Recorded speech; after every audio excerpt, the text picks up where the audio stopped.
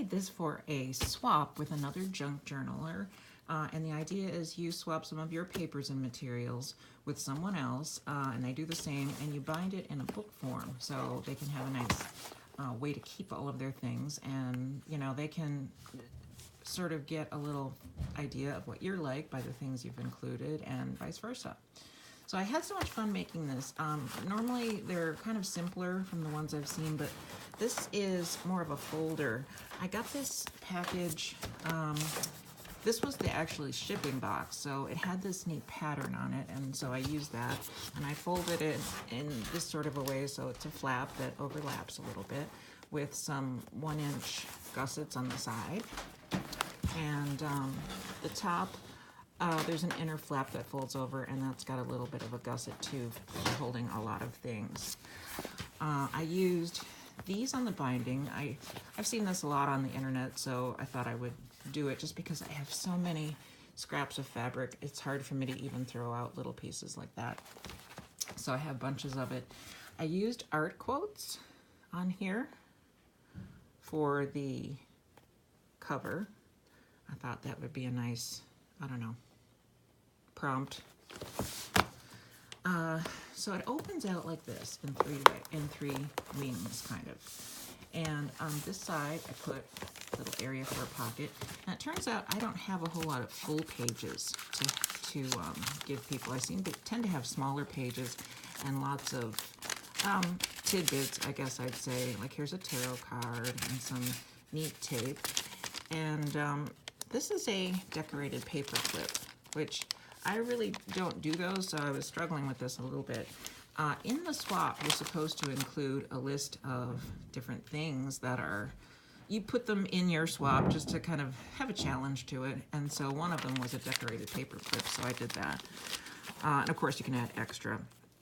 This is a bookmark with some lengths of novelty yarn that she can use, and some rice paper. And on the other side, I have a vertical envelope that I'm really not sure what this closure is called, like a interoffice envelope sort of tie here, which I made the stamp. These are stamps from old letters that I folded into sort of a fat bunch of layers and sewed it around, and then I put the grommet right through. And inside is sort of this little pocket of, you know, thicker things. This is some fabric that I had that I thought was cute, and these are some napkins, which were also part of the requirements list. Now, on some of these things, they're not necessarily trash, but they are things that I probably won't use anymore for junk journals because I'm sort of either sick of looking at it or I have a lot of duplicates. Like the napkins, if you'll buy a whole pack just because you like one, maybe use one or two, and then I really don't want to use it over and over again because I want to do different things. And I mean, this is a really pretty fabric, but I used it a lot in a previous living room, and I just tired of it. So she's getting some things like that, even though they're not junk, they're more like new. So in the inner folders, these are 2 folders here, and they're bound into this outer cardboard. Here's the 1-inch spaces that were on the side. And so that is sewn in, and each folder, they sort of match because they were packages of doilies that I had. So it was just fortunate that they matched and they were roughly the same size. And then this is the bound part of the book that really how most people do it with their larger pages, but it's not really bound.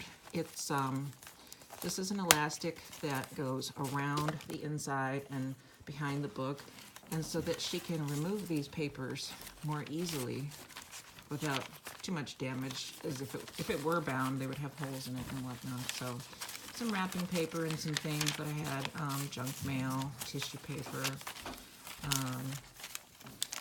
old doily, and things that are printed that they either were a misprint or I printed too many, which are completely usable. So this part is bound in between the folder, and it's still in that 1-inch area. That was the slack for it. So in each folder, I have pockets with more smaller things in it, rice paper, These are refashioned junk mail envelopes. And this pocket up here, I've had several of these for a lot of years, and there's no way I'm going to use them all up, so I thought that I'd put that in there for a little touch of color. And some tags and various little doodads that I can definitely spare. It's nice to get rid of some things too. This neat chocolate bar wrapper. And this envelope is full of little, let's see what's in there. Oh, stamps, tags, and other trash and treasure, I guess I would say. And then on this side, there's a little bag attached to the outside of the folder with, let's see what's in here, more goodies. Book clippings, this bingo card that I decided not to use. And I put the pockets on the sides of this doily folder because just to be different from the other side. This is obviously from a watercolor tablet, and this is from a scrapbook paper cover. And inside, I have more Asian things because she had an interest in doing something along that theme. So there's a couple of chopstick wrappers, and these were sitting in an unloved box because I used them a few times and I really wasn't that crazy about them, so she's getting that.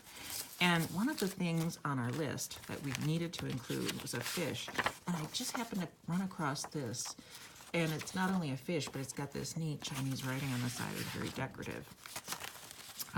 You know, greeting cards, or this nice rice paper, decorative in that way.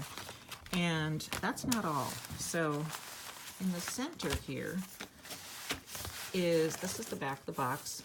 I put this UPS cardboard envelope. It's that real thin tag board that you send documents in. And I put a little, if you can see, a little notch in so she can get her fingers in there.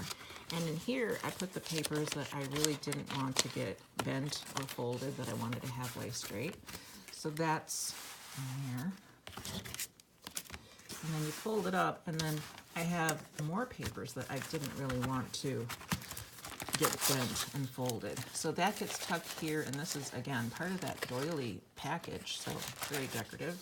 As you can see, I used a lot of washi tape to hold things in, which I also glued down because washi tape is famous for not sticking, especially in my case. I never seem to get it to stick. So this was a junk mail for promotional for, let's see, it's an Audubon Club, I think. And so it's this year's calendar. Maybe she'll use it, but it had that pretty cardinal on it. And so that covered the back cardboard. And like I say, not some of this is not trash, but I have had this for years and years and years. And, you know, there comes a point where you know you're not going to use it. And it seemed like it might have been her style. And what she wrote me, a page of shorthand.